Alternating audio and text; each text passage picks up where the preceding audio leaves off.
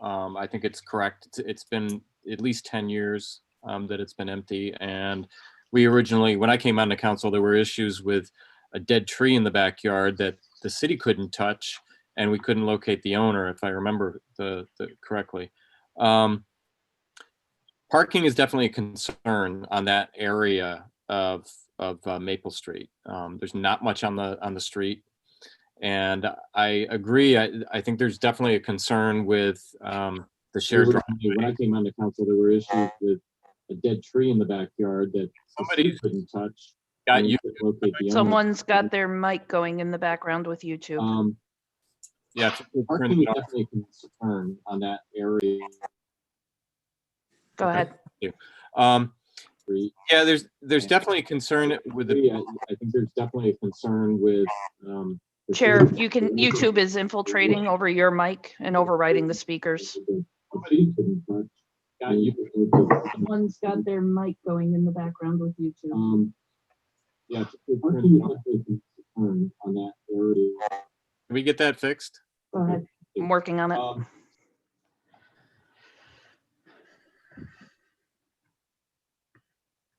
Okay. All right. Thank you.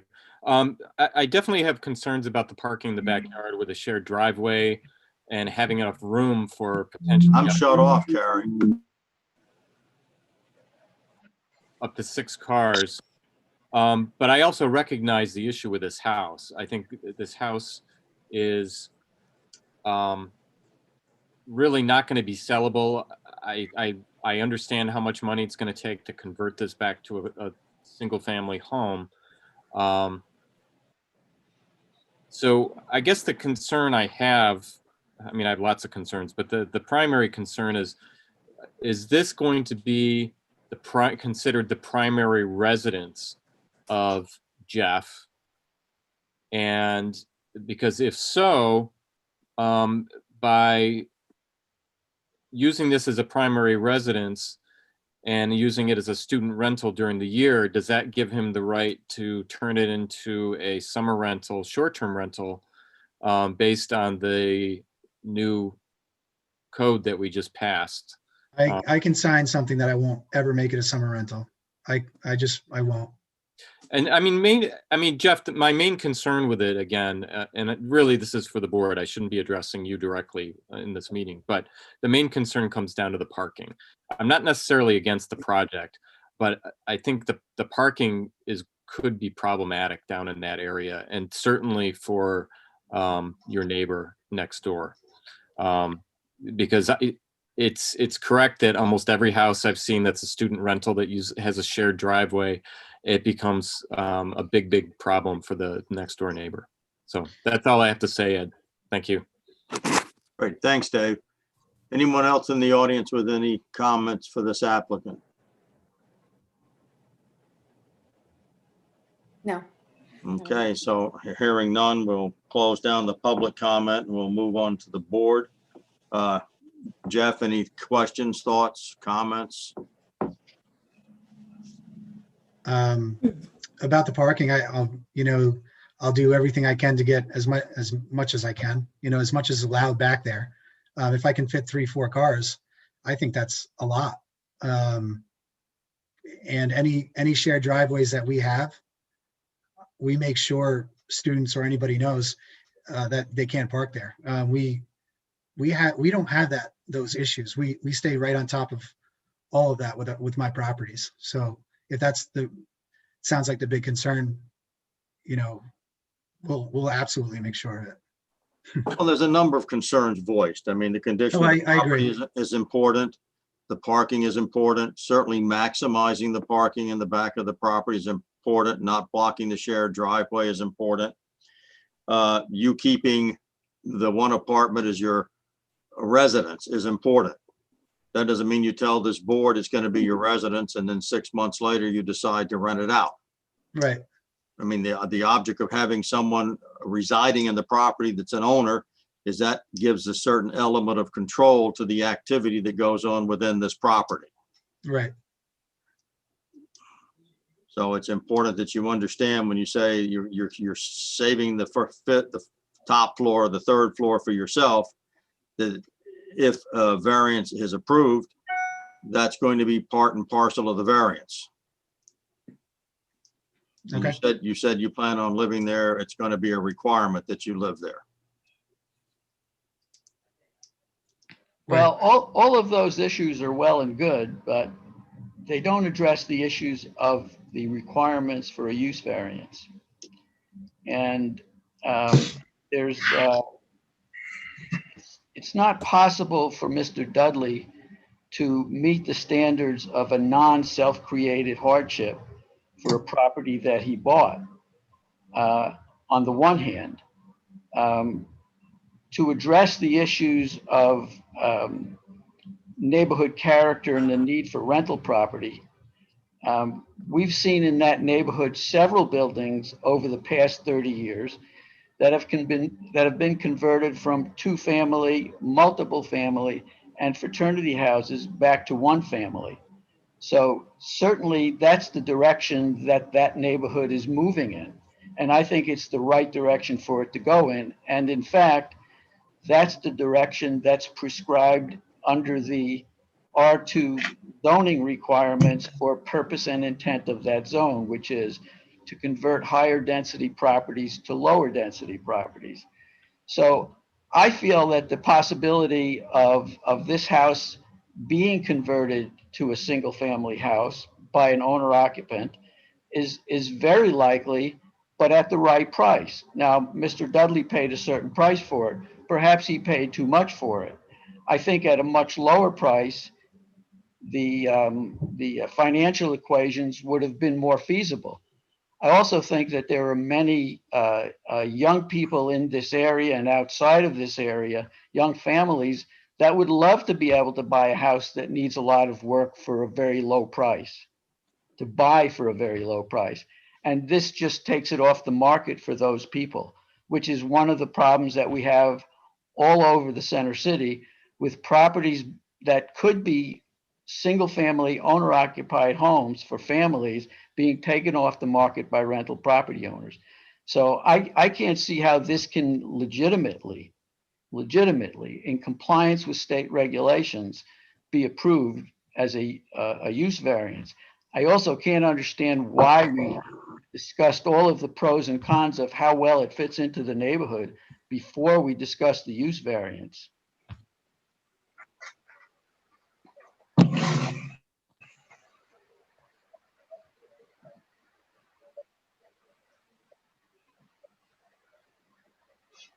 Lou, do you have any thoughts? No, Ed, I'm not at this moment. Okay, Jeff? I have a couple of, I'm sorry. Scott? my turn. Yep. I have a couple of concerns. It was presented to us that the top floor is going to be owner occupied. I find that being diluted a little bit by a partial.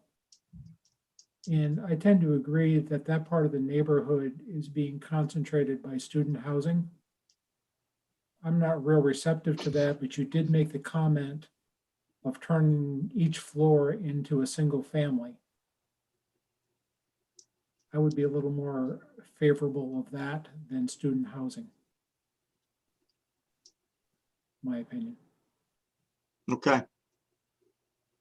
Dave? I don't have any comments at this time. Nothing. Melissa?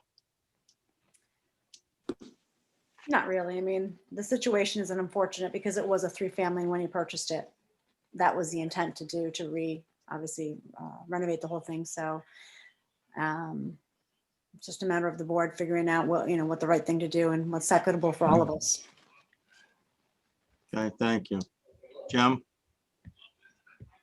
I think the fact that it's going to be listed as an owner occupied property and it's just going to be returning to what it was used for previously, I don't seem to have a big problem with it at this time. Okay.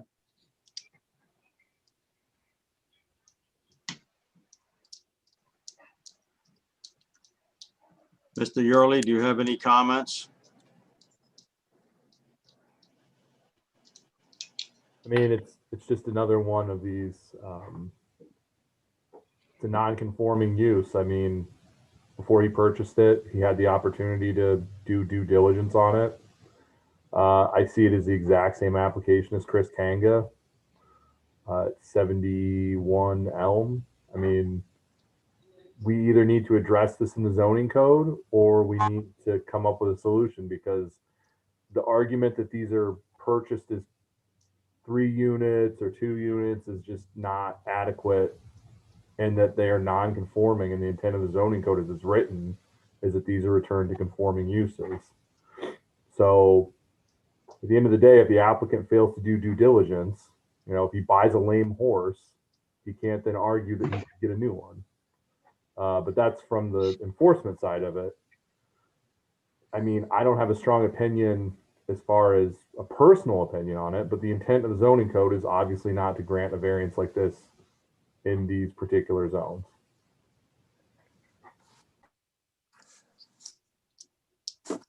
And what is your observation, Steve, of that neighborhood in general? I think my observation of that neighborhood is that it's zoned R2. Yes, sir. So unfortunately, whether that neighborhood is a majority rental, not rental, it's zoned R2. So the intent of the zoning code is that those non-conforming properties eventually be made conforming.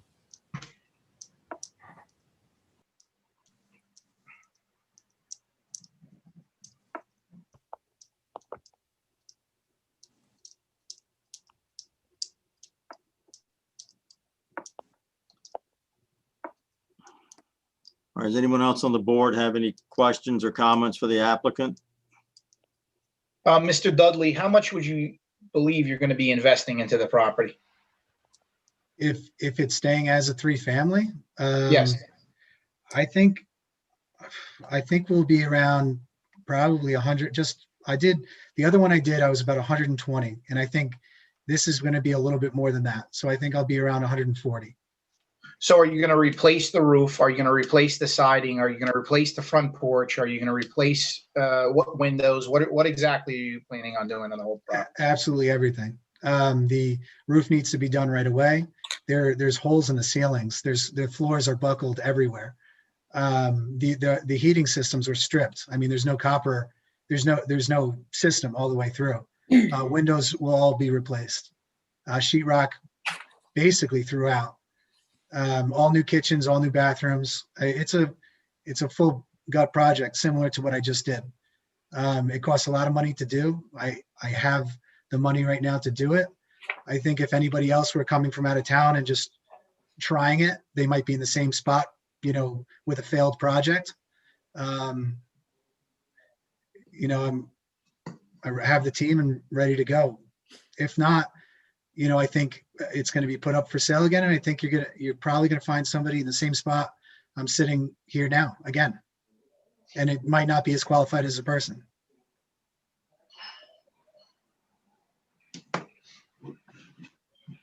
I don't think it's going to be, unfortunately, I don't think this house will be converted back to a single family home. I think it'll sit. I think there's more apt for somebody to buy a single family home as a rental property and stick kids in there. Makes more sense. What was the time sequence when you purchased the property and how long it was on the market and for what kind of price? Was there really a period of time when a single family could have purchased it at the kind of rock bottom price that you purchased for, or even perhaps less than that? Did you bid against someone? I bought it for the price it was for asking. I'm not aware of anybody who was bidding. I heard it. I mean, from what I heard, but I'm not gonna, it doesn't mean anything, that there was other investors wanting to buy to do the same thing, and they would have paid more, but they just got in later. But it wasn't on the market for the 14 years that it was vacant. It was tied up in banks and lending agencies and things like that, right? From what I'm hearing from you, actually, I didn't know it was. I thought it was just vacant for 2 or 3 years. Honestly, I just heard that it was vacant for over 10 years. It's something that's just sat.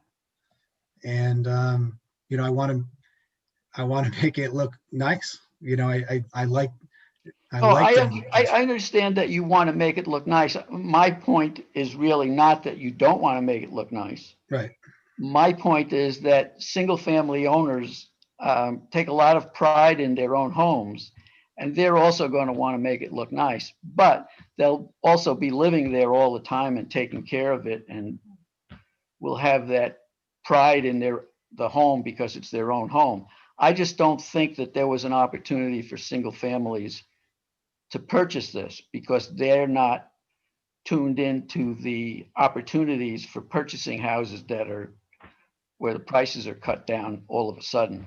A young family would need a substantial amount of cash, or I mean, first time home buyer, there's no way that they could, even if they had all the construction ability to get the construction loan on a property that needs all that work. I mean, I don't know who they could, but I don't see a bank giving somebody that much money when your purchase price is only 47,000. They need 200,000 to make it a single family home, 265 from what I was quoted.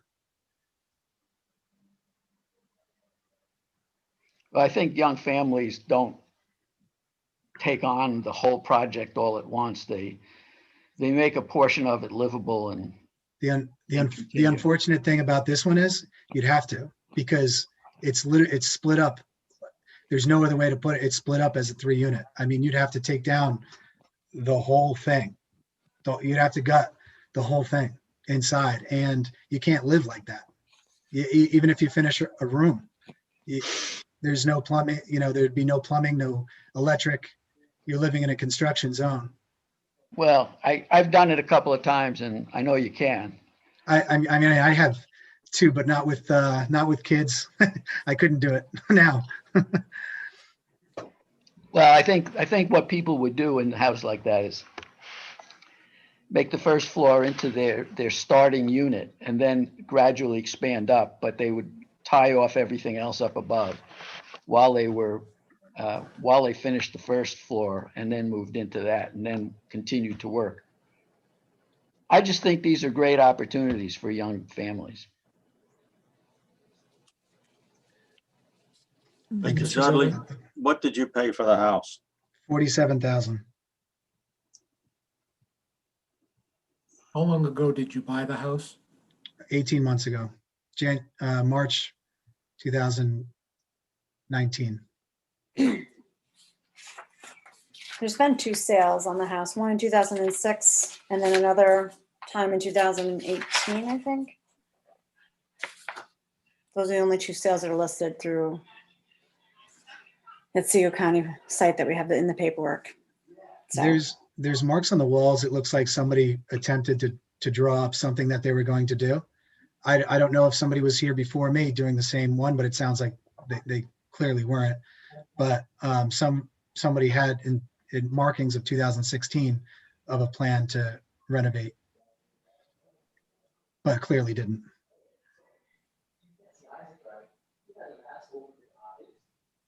Does anyone else on the board have any comment? Yes, Dave Reese. I'm in the neighborhood right over on Elm Street and looking at the house. Legalese aside, I think it's best for the city to allow him to, the board, I think it's best for the board to allow him to put the house back to what it was. And with him to specifically list that he is the owner occupant up on the 3rd floor. Okay, thank you. No, anyone else have any thoughts? I just have a quick question. Owner occupied means exactly that, right? I mean, you are going to be living there, not part-time, but full-time, correct? I'm not going to get into the definition of owner occupied. If you own it, it's not rented to anyone else, and you spend 6 months in Florida, is it owner occupied? I don't know. I guess that's what I'm asking. Well, that's the determination they make on my properties. I mean, I'm not here all the time. I don't rent it. My belongings would be there. Right.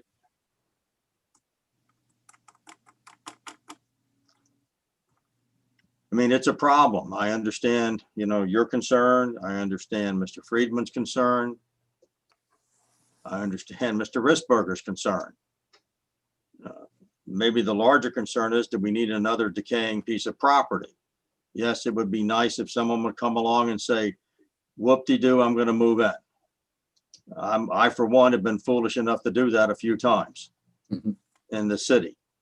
And I can tell you, the last time I did it was a house for my daughter, and she will not live long enough to recapture the investment we've made in that property. So you have to have other reasons to do it. Nope, I agree. I agree. So I look at it from the perspective, are we better off having a piece of property that is rotting in place, or a piece of property that is well maintained and a credit to the neighborhood? So you can approach this one of two ways. You can look at this, how can we do it and have it be a credit to the neighborhood, or how can we stop it and watch it decay, and 6 months, 6 years, 1 year later say, gee, I wish we'd have done something. Sometimes you got to make a choice of what's in front of you as opposed to what you wish was in front of you. So with that said, is there any board member willing to make a motion to approve or deny the application? I'll make the motion to approve the application. Okay, so the motion is made to approve the application as it stands. And is there a second to that motion? I second. Dave Reese. Dave Reese seconds the motion. Are there any more or further comments from any board members?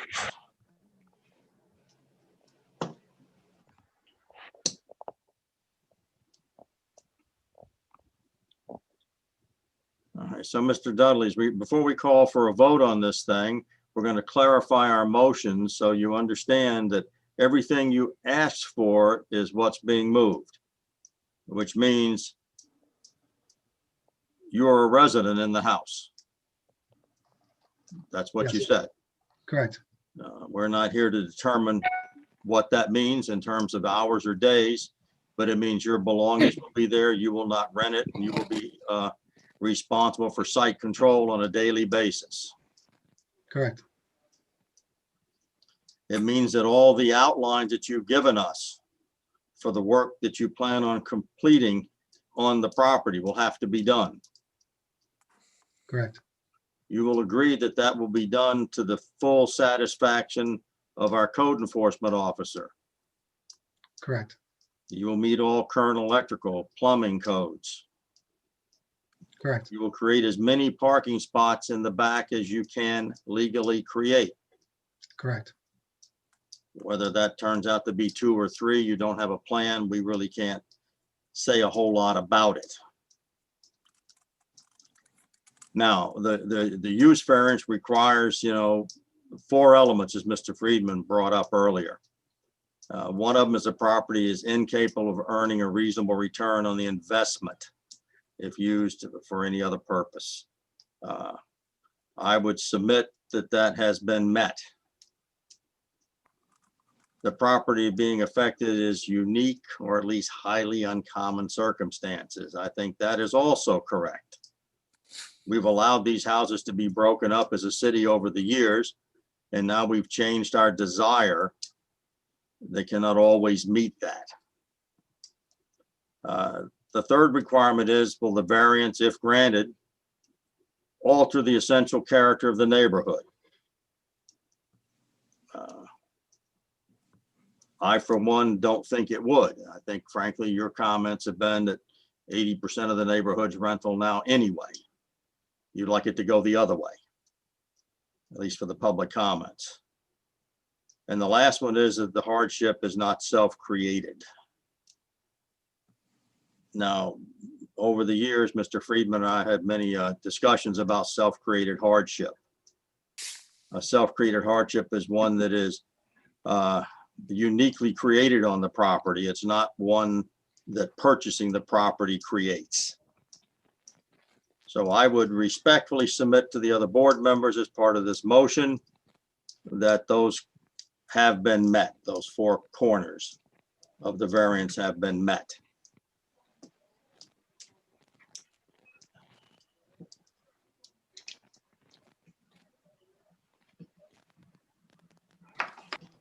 Mr. Dudley, do you understand what is happening and what the requirements that put on you will be? I do. And you take these on freely? Yes, Understand that you have neighbors and people are going to be watching and, absolutely. okay. Dave, did I get everything right? Wrong? What Dave? I'm the other Dave, I guess. You're the only one on the screen. And I'm going to ask Melissa the same thing, as she made the motion and you were seconding the motion. I believe you correctly spoke to the 4 points. That's your and feelings and yours as well. All right. Any other questions or comments from the board?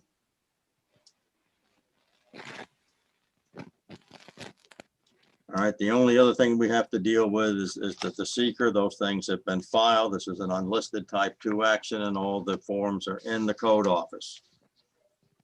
With that said, Carrie, would you call the roll, please? Chair May, Aye.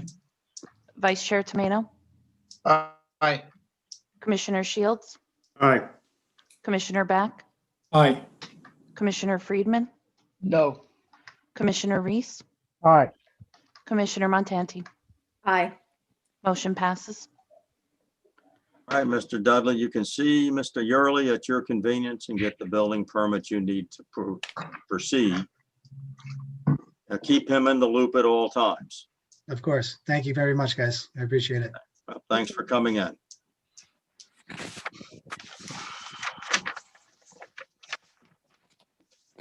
All right, the next item on our agenda is 21 Ford. And who is here representing that property? I am. It's Wayne Carson. Can you hear me okay? I can. It says something about modern something on there. I can't read as well as I can hear. Go ahead, Wayne. Tell us what you'd like to do. You can all hear me all right? Yes. Yes, sir. Okay, sorry. I was on mute before. So listen, I appreciate your time. I'm here about a project on 21 Ford. I too am going to ask for a forbearance consistent with the neighborhood in which this property sits and has sat vacant for a couple of years. It's really for the benefit and support of a vibrant downtown, which I've been uniquely engaged in for well over a decade with my own private money as well as board positions. I think it's really consistent with the the momentum that we're looking for downtown. I can speak to that, very intimately as a business owner. And I also think that it's consistent in a way with the use that this has been used at since 1993, I believe, on document. It's been Fox has used it as a day rental. So not the same exact use as I would be calling for in an evening rental, but they've rented it out as an adult daycare. I walked by this project or the building, I guess, for a couple of years, I believe, as it sat vacant as they moved that existing business out. I travel an awful lot, and in our experiences traveling, this property is really truly wonderfully unique to, I think, the concept that we would like to deliver for it. And frankly, I think it's consistent with what the rest of America is doing. It's the type of place that I choose to stay whenever I travel. So I'm kind of hoping, after a couple of years of pondering it, to be able to deliver a very accessible and sophisticated Airbnb experience a block off downtown. Okay, thank you. Peter, any thoughts? Yeah, I'll just jump right into all of the issues that I understand here. This is a use variance for a property that borders the MU1 district where this use is permitted. Although it's in the R2 zone, it borders that line. When we drew the zoning map, the location of that dividing line between the MU1 and the R2 was somewhat arbitrary, both on this street and on Deet Street, separating Walnut Street from Main Street. So as far as the need for a variance, it seems that as we did over on West Broadway, where we had a property that was also right on the borderline, I believe that the need for a showing of all of the variance criteria is much less in this kind of situation. In addition, I think that on the financial hardship issue, it doesn't belong to the applicant, it belongs to the seller of the property. And it's my understanding that the proof of the requirements for a variance are much less when you're talking about something like a hospital which serves a community in such an important way. And it's also my understanding that hospitals, generally speaking, are all suffering financially. I think this is an ideal place for this use, and I would vote for it. So Peter, you're telling me we drew our lines arbitrarily when we redid the zoning map? Yeah, and you remember that, and you know that, especially where we divided neighborhoods. Yes, no, you're right. It's good recall. Remember, at one point, we had transitional zones between the residential zone in the center city and the downtown, and we got rid of those. We don't have that anymore. No, we thought this was the place that those would be dealt with, and I think we are dealing with them. So that's my remembrance as well. Yeah, I think the other thing to remember is that I think there's 2 single-family houses across the street. They're much smaller than this, and I think they're in the MU1 district. I mean, next to the Y? Yeah. Yes. And the Y itself, I think, is in the MU1 district. And I think it's also good to recognize that the law office that's in the R2 district is the property on the other side of this property. So that property is already not in compliance with the R2 district. The Y zone is an R2. What's that? The Y is zoned as an R2. It's in R2. The Y is in R2. We're getting ready to check that. That was my remembrance on it. But the 2 houses are not, right? Correct. Right. We got some pretty hinky lines there, Peter, but I think your point is well taken, and I think it's correct, and I would support it. Louisa, what are your thoughts? I would concur. It definitely is, a great model to enhance that whole neighborhood area, and hopefully in our expansion with the artist lofts that will be built on Deet Street. So it definitely will complement, the whole block, so to speak, as well as those that are hopefully, as we start to expand with Oneonta. It's a great venue for having that walking distance. Great, thank you. And knowing Wayne's and Rebecca's projects, they always, are top notch. So it's nothing that we're going to have to worry about. Who are we yes, bringing B&Bs? Lou, what are your thoughts? I think it's a nice project, a great location, and tremendous potential. And I'm leaning in the direction of supporting it. Great. Jeff? I'm good with it. Dave? I support the application. Okay, Jim? I support the application with the applicant purchase. So I only have one additional thought right now. So I'm going to ask Wayne the question, which will put you all on the same sheet with me. Wayne, who currently owns the property? It's either Bassett or Fox with the current configuration there. I'm not sure. I believe it's Fox. Do you hold a contract to purchase the property? I do. I have very short time to finalize that. So if this goes properly, we are good. Is it your intention, if this application is approved this evening, that you will consummate the purchase? Absolutely 100%. I hope to make us all proud. Well, the reason I'm asking those questions is, the variance that we give goes with the property, not the individual. So. Oh, gotcha. Okay. If a variance is issued tonight, the variance goes with the property and some other owner could step in, or potential purchaser, or they could choose. I don't to have an sell it intent to someone else. sell. This is, sorry to interrupt. I don't have an intent to sell. This is much an investment in my other businesses and downtown as it is for my own private gain. Wayne, I don't want to stop you there. I think the concern that Yep. Ed is bringing up here is that if you didn't have a contract and they granted a variance, potentially the hospital could sell it to someone else at a much higher rate based on. We're the under fact that that is contract. Now, okay, yeah, that's what, yeah. Based on you doing the we're under- work, coming here, making the presentation, filling out the paperwork, paying the appearance fee. If you didn't have a contract and this variance was issued, the hospital will own it. Yep. Appreciate the concern. I can actually vouch that it is under contract because I'm on the board at Fox Hospital. Good. Thank you. All right, so this also required, let's see, this is an unlisted action under seeker, and the paperwork has been filed with the code office.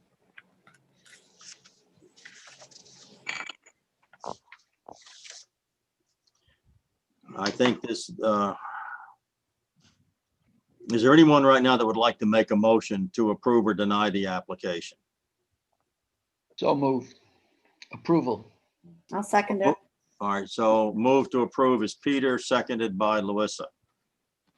All right, and then we're saying that we're giving the area variance as required. We're giving the use variance, and we're asserting that he's met all the four corners of said variance. Does anyone have anything else they'd like to add to the motion?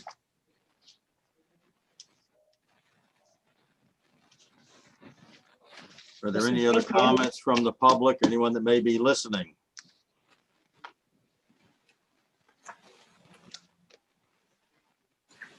I always wonder how long you should wait for a response. It's that uncomfortable 30 seconds. You want me to say anything, Ed? Go right ahead, Dave. You usually have cogent comments. They're good. What do you think? I think it'll be a good project. The only question I have, and you guys may hate me for asking this, is I don't know if Louisa, should she abstain from this? If I was she's actually going to. I'm there. I'm with you. okay, I wasn't sure about that. I wasn't sure if I should even ask that, but No, it's worth asking. It was a suggestion we were going to make if we didn't have enough votes to carry the day. Yeah. If we needed her vote, we could tolerate it, but I don't think we will based on the comments we've heard so far. yeah, I think it's a good project. Everything Wayne has done has been good so far, right, Wayne? I'll So, continue to, yeah, I have no plans on changing. No, Okay. Let's appreciate keep it. spending his money. It's a lot Yep. better than spending mine. yeah, exactly, or mine. I mean, the building is kind of interesting. It lays out really well for what he wants to do. And full disclosure, I've looked at the building a while back and passed on it because of my age, quite frankly, but it's got a sprinkler system in it. I mean, it was well laid out. So it's a great project. Wayne, I wish you luck. Appreciate it. All right, so hearing no further comments or questions. Carrie, are you with us? I am. You understand the motion? I do. Okay.